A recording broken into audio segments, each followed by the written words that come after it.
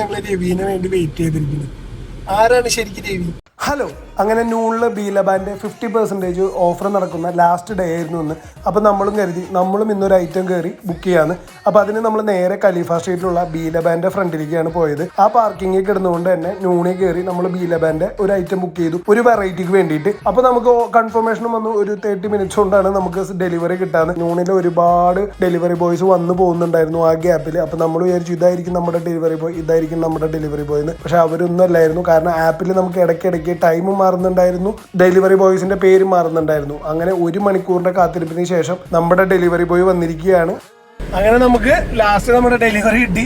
1 മണിക്കൂർ വെയിറ്റ് ചെയ്തിട്ടാണ് നമുക്ക് ഈ ഡെലിവറി കിട്ടിയത്. അത് വേറെ എവിടെ നിന്നല്ല, നമുക്ക് ഡെലിവറി തൊട്ട് ഫ്രണ്ടിലുള്ള ബീലബാനിൽ നിന്നാണ്.